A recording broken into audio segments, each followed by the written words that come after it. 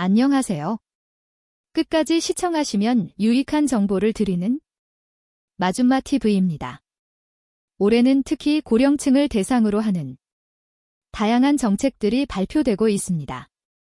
우리나라 인구가 초고령 사회로 접어들면서 정책의 방향 역시 어르신들을 위한 제도에 더욱 초점을 맞추고 있습니다.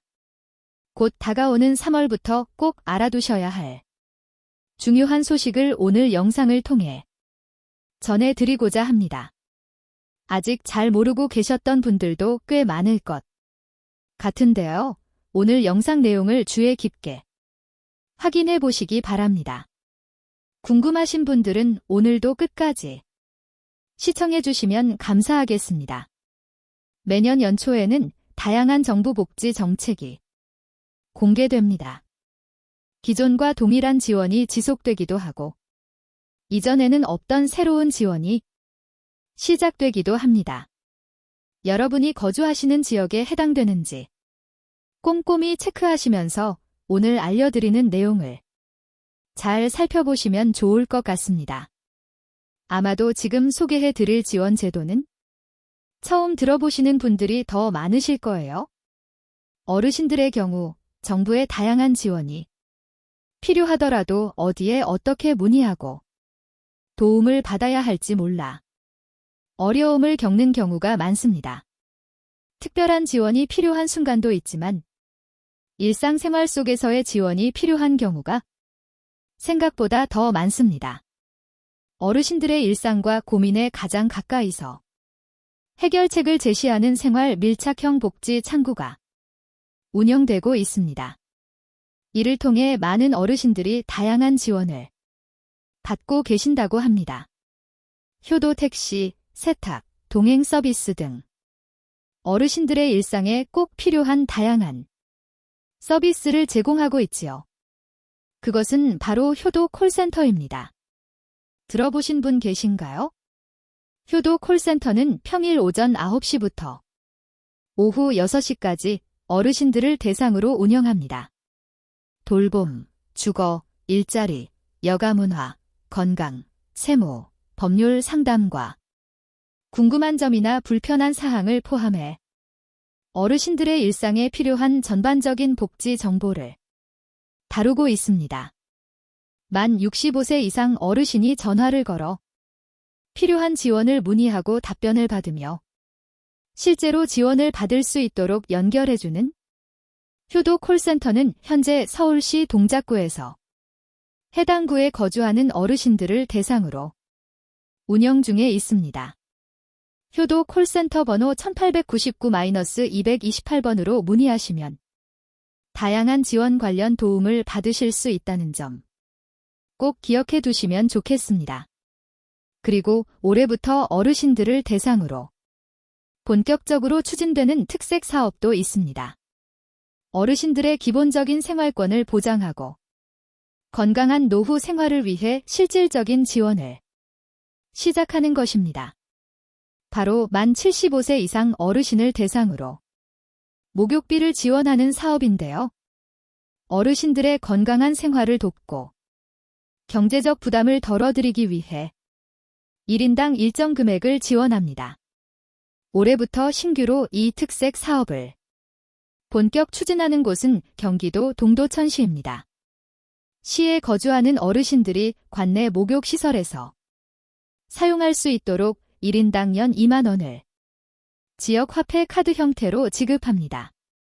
해당 시에 거주하시는 분들은 꼼꼼히 확인하시고 반드시 신청하셔서 누락 없이 받으시기 바랍니다. 그리고 어르신들을 위해 시행되는 또 다른 새로운 지원 정책이 있습니다. 살다 보면 긴급한 상황이 발생할 때가 있지요. 특히 어르신 등 취약계층에게는 응급 상황에 대비할 수 있는 안전망 마련이 중요합니다. 대한민국 국민이라면 누구나 지니고 있는 것이 있습니다. 바로 신분증인데요. 본인이 누구인지 신원을 증명하기 위해 사용되지요.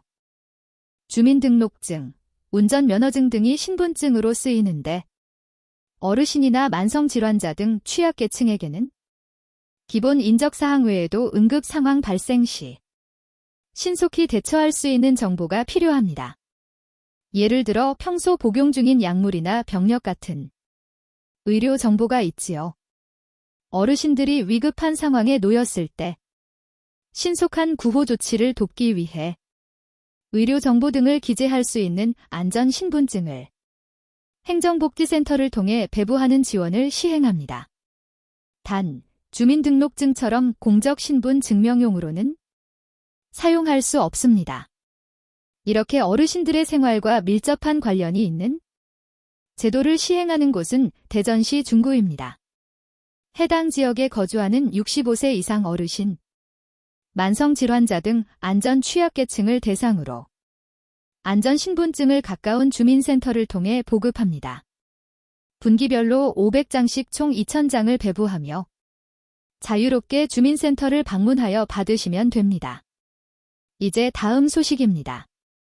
3월부터 절차가 크게 강화된다는 내용인데요. 특히 어르신분들께서 잘 알고 계셔야 할 것 같습니다. 매달 기초연금을 지급받고 계신 분들 많으실 텐데요. 통장에 지원금이 입금되면 돈을 찾아 필요한 곳에 사용하시게 됩니다. 이때 돈을 인출하는 방법은 어르신마다 다르겠지만 은행 ATM 기기에서 카드로 돈을 찾는 분들도 계시고 통장을 직접 들고 은행 창구에 가서 입금된 지원금을 찾는 분들도 계실 겁니다. 3월부터 대폭 강화되는 절차에 대한 소식을 이제 자세히 확인해 보시면 좋겠습니다. 우리나라에서 지속적으로 줄어들고 있는 것이 있습니다. 지금 주변을 잠시 둘러보아도 예전보다 훨씬 줄어든 것이 있는데요. 바로 은행 영업점입니다. 최근 어르신들도 모바일 금융 서비스 이용이 많이 증가하고 있지만 여전히 주요 금융 서비스 이용 방식은 지점에 직접 방문하거나 ATM 등을 통한 대면 거래를 선호한다고 합니다. 그런데 그동안 줄어든 점포 수로 인해 대면 거래에 큰 불편을 느끼셨던 분들도 많이 계셨을 것 같습니다. 3월부터 금융당국이 절차를 크게 강화하는 부분이 있습니다. 바로 고령층과 지역 금융소비자의 금융 불편을 해소하기 위해 그동안의 은행 점포 폐쇄 및 통폐합 절차를 대폭 강화합니다. 이로 인해 앞으로는 은행이 마음대로 점포를 폐쇄하기 어려워질 전망입니다. 그동안은 반경 1km 이내에 다른 점포가 있다는 이유로 간소화된 절차로 은행 점포를 통폐합해왔지만 이제는 대체 점포가 반경 10km를 초과하여 있거나 대면 거래 의존도가 높은 점포의 경우 폐쇄가 어려워집니다. 폐쇄 절차도 엄격해지며 폐쇄 이후에는 대면 금융 서비스 공백이 생기지 않도록 충분한 대체 수단을 마련해야 합니다. 특히 지방에 거주하시는 분들의 경우 은행 점포가 폐쇄되면 더 큰 불편을 겪게 되는데요. 앞으로 광역시 지역에서 은행 점포를 폐쇄할 경우 불이익을 주는 방안도 검토합니다. 이러한 사항들은 지역 재투자 평가에 적극 반영됩니다. 지역 재투자 평가 결과는 지방자치단체 금고 선정 등에도 활용되기 때문에 은행에게 미치는 영향이 적지 않을 것이라고 합니다. 또한 그동안 근거리 점포 통폐합은 사전 통지만 하면 가능했지만 이제는 사전 영향평가, 지역 의견 청취, 대체 수단 마련, 3개월 전 고객 사전 통지 등의 절차가 의무화됩니다. 따라서 지금처럼 은행 마음대로 통폐합하기는 쉽지 않을 것으로 예상됩니다. 특히 은행에 대면 거래 서비스를 자주 이용하시는 고령층 분들께서는 이 소식을 미리 잘 알아두시면 좋겠습니다.